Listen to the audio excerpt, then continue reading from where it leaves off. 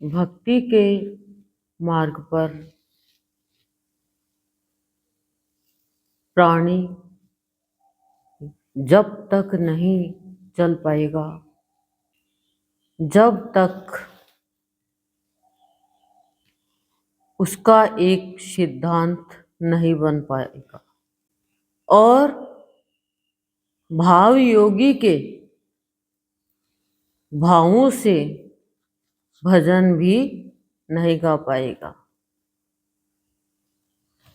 जब वो सिद्धांत बनाएगा, एक सिद्धांत क्या कि मैं गृहस्थी के सारे कार्य पूर्ण करके या सारे कार्य पूर्ण करते हुए सत्संग करता रहूं और भाव योगी की भक्ति में सिद्धार्थ बनूं। अब आप सोच रहे होंगे सिद्धांत क्या है, वो सिद्धार्थ क्या है? सिद्धांत है कि सोचकर समझकर भली भांति अपना एक मत सत्य के लिए तैयार करना।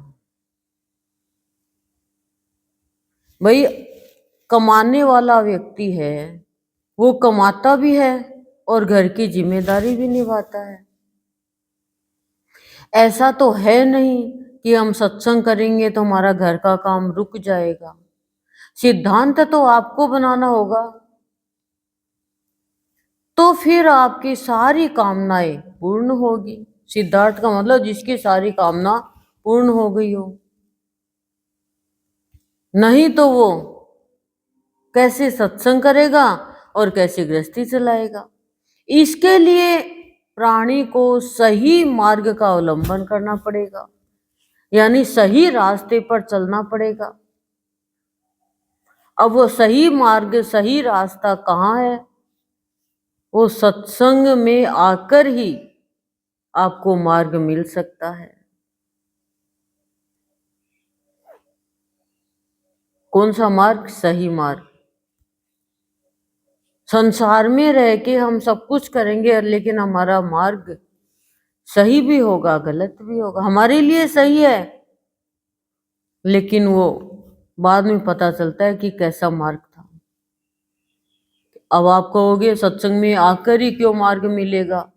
क्योंकि सत्संग में आने से संत की दृष्टि पड़ती है प्राणी पर, और वो प्राणी जब सत्संग में आने के बाद बैठ जाता है संत के वाक्यों को सुनने के लिए, पर उन वाक्यों को जब तक धारण ही नहीं करेगा तब तक वो प्राप्त नहीं करेगा। संत ने तो दृष्टि डाल दी, लेकिन हमारा क्या कर्तव्य है कि हम संत के हर एक वाक्य को ब्रह्म वाक्य मानकर हृदय में धारण करें। अब आप कहोगे हृदय में धारण करने से क्या होगा? फिर आप प्यार के साथ खेल नहीं करोगे। जैसे ग्रंथों में इतना बताया गया, प्यार के साथ कितना खेल कर रहे हैं, मतलब धोखा दे रहे हैं। फिर मेल करने के रास्ते पे चलोगे कि प्यार का खेल तो मेल करा देता है संत से, भगवान से, और जितनी भी भाव की भूख है उसको भूख को प्राप्त करने में, भाव प्राप्त करने में मन में मंगल की भावना रखोगे। क्यों?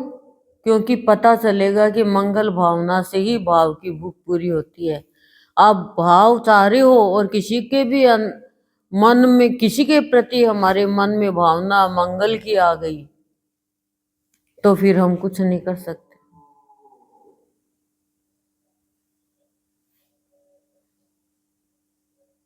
हम तो मेल करना चाहते ही नहीं है, और चाहने से खाली क्या होगा?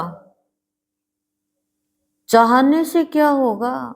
भैया आपके घर में एसी लग गई, गाड़ी खड़ी है, पंखा लग गया, सारा काम हो गया, पर आपकी एलर्जी है एसी से, तो आप गर्मी मरोगे, बताओ आप। तो आप जब सत्संग के लिए अनेक बहाने ही बनाने लग जाओगे तो बहोगे कैसे? फिर तो बहक जाओगे। अब महकना है या बहकना है वो तो प्राणी के खुद के ऊपर है। देखो गृहस्थी में है तो गृहस्थी का सत्संग, हमारा गृहस्थी का काम तो करना होगा। इसमें त्योहार भी आते हैं, मेहमान भी आते हैं, बीमार भी होते हैं, उत्सव भी आते हैं, निभाना तो सभी पड़ता है और आना जाना भी पड़ता है, सारा ही निभाना पड़ेगा संसार में। लेकिन आप क्या चाहते हो? बस मूर्ति से हमारी पूर्ति होती जाए। मूर्ति क्या कह रही है इसका आपको मतलब नहीं है। बताओ, तब समझ पाओगे कि मुझे जितने भी अभाव परेशान करते थे और कर रहे हैं वर्तमान में, उन सब अभावों की पूर्ति मेरे सद्गुरु कर रही हैं, ज्ञात से अज्ञात से या किसी के माध्यम से कर रहे हैं, और सबकी करी है। ऐसा नहीं है सद्गुरुदेव किसी के भी अभाव रहने देते हैं क्या? अभाव तो खाली मन का है। बताओ आप। अब आप ये सोचो भाई, हम जिस दिन सत्संग में जाए उस दिन मौसम भी बढ़िया रहे, घर में भी सब बढ़िया रहे, सत्संग में आओगे तो बढ़िया होगा ना। भगवान तो क्या पता क्या एक बहुत तो ये तो ट्रिक लगाता है कि देखे क्या करता है वो फेल।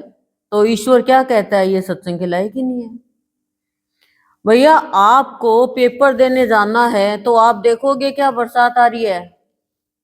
देखोगे? नहीं देखोगे। आप व्यवस्था करोगे, नहीं करोगे क्या? और फिर आपको पता चला पेपर तो आज कैंसिल हो गया, फिर भी आप जाके देखोगे कि हुआ कि नहीं हुआ। तो सत्संग को तो आपने इतना सा ले लिया और जिंदगी के पेपर को तो इतना सा ले लिया और बाहर के पेपर को बड़ा ले लिया, तो पेपर ही बन के रह जाओगे एक दिन। कोई भी मिठाई लपेट के दे देगा, कोई भी बच्चे की पोटी साफ करके गिर देगा, कोई भी गरम गरम समोसा डाल देगा, कोई भी लिफाफा बना देगा, कोई भी कुछ गंदगी की बात भी लिख देगा तो अच्छी भी लिख देगा। बोलो। तो भगवान तो अंतर्यामी है, ईश्वर तो सबका अच्छा करने वाले हैं, लेकिन प्राणी के खुद के कारण ईश्वर एक साइड में बैठ जाते हैं कि अभी ये नहीं चाह रहा तो मैं कब तक इसका अच्छा कर सकता हूं। संत तो कह सकते हैं, करना तो मनुष्य के ऊपर है। कब तक माँ हाथ में अपने हाथ से खिलाती रहेगी बच्चे को, फिर हाथ पकड़ के कहेगी ऐसे खाओ ऐसे खाओ, फिर बच्चा खुद ही कहेगा मैं खा लूंगा अपने आप। सत्संग में आके तो बदलाव आता है। अब कोई गरीब है मान लो, वो सिंपल तरीके से रहता है, कोई कुछ देता है तो ले भी लेता है, लेकिन जब बच्चे कमाने लग गए, पैसा हो गया, तो वो ढंग से रहता है। वो अब कोई हो काल तक तो दिए दोपहर रही, आज या देना हार्डली हो रही है। कहने वाला कह देगा लेकिन भगवान ने देने वाला बना दिया। कल तक तो मांगती थी और आज सबको दे रही है, दिखा रही है। दिखा क्या रही है? आज पैसा हो गया तो गाड़ी में घूम रही है, अच्छा कपड़ा पहन रही है, अच्छा खा रही है। तो पहले सत्संग में नहीं आए थे तब तक हम बेचारे बन जाते, हमारे पास विचार भावना सद्बुद्धि सद्विचार सद्भावना और सत्कर्म थे नहीं, पर मानते थे मेरे विचार तो बहुत बढ़िया है, मैं तो ऐसे हूं, मैं तो वैसे हूं, मेरी तो वो खराब है, ये खराब है, ऐसा है। सत्संग में आके पता चला, बुरा देखन मैं चला बुरा ना मिलिया कोई, जो दिल देखा अपना मुझसे बुरा ना कोई। सत्संग में आके प्राणी विशेष बनता है। क्यों? क्योंकि सत्संग का प्रभाव ही ऐसा है। समझ सारी आ जाती है सत्संग में आने के बाद में, बस समझ के हिसाब से थोड़ा डर यदि अंदर है तो वो उसको आप गुरुदेव के बताए हुए भाव को फॉलो नहीं कर पा रहे हो। बस इतना ही फर्क है। और गुरुदेव तो खाली देखते हैं कि कितना ये होशियार है, कितना चंट है, कितना चालाक है, कितना ये सफल हो सकता है।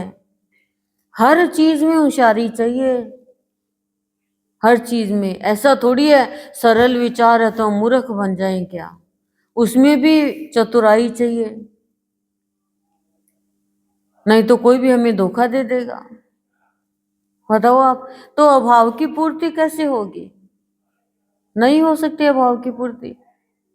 हर अभाव की यानी अभाव यानी कमी, कमी की पूर्ति सत्संग में आके होती है। लेकिन कब होगी? जब हमें हमारे गुरु का आशीर्वाद मिलेगा। देखो आप समझ जाओगे कि सत्संग जो है ना, ये अंधे का सहारा है। अंधे का सहारा एक लकड़ी है, वो चलता है ऐसे ऐसे करके। तो अंधे, हम अंधे थे, अज्ञानी थे, मतलब अंधे का मतलब अज्ञानी थे। हमारा सहारा गुरु बना है, सत्संग बना है। अर्जुन ने क्या किया? अर्जुन को एक मछली की आंख दिख रही थी खाली, और उस पे निशाना लगा दिया और भगवान को अपना सखा बना लिया। क्यों? अर्जुन हृदय से सरल था और गुरु का आशीर्वाद मिल गया द्रोणाचार्य जी का। ऐसे ही हम गुरु के अमृत वाणी को ध्यान से श्रवण करेंगे तो हम सही रास्ते पर चलकर गुरु की भक्ति में एक निशाना बन जाएंगे। फिर हमें भी निशाना लगाना आ जाएगा अर्जुन के जैसे, और हम गृहस्थी के कार्य और भक्ति भी दोनों साथ साथ आनंदित होकर कर पाएंगे। फिर उसमें रोना, झींकना, झांकना, चीखना, चिल्लाना सब खत्म हो जाएगा। भगवान कह रहे हैं मैंने तुम्हें 2 नयन दिए, लेकिन नयन से तुमने क्या किया? क्या नयन से ये चाहा क्या कि मैं प्यार की दृष्टि रखूं, भाव की दृष्टि रखूं, दया की दृष्टि रखूं, सबके अंदर अच्छाई देखूं? तो फिर काम क्या आया? सदुपयोग तो किया ही नहीं। सोचो आप, भगवान आपको अंधा बना दे, आप एक कदम नहीं चल सकते। तो आंख से तो अंधे थे, कोई है सो है, लेकिन हम तो मन से भी अंधे हैं। सहारा मिल गया सत्संग का।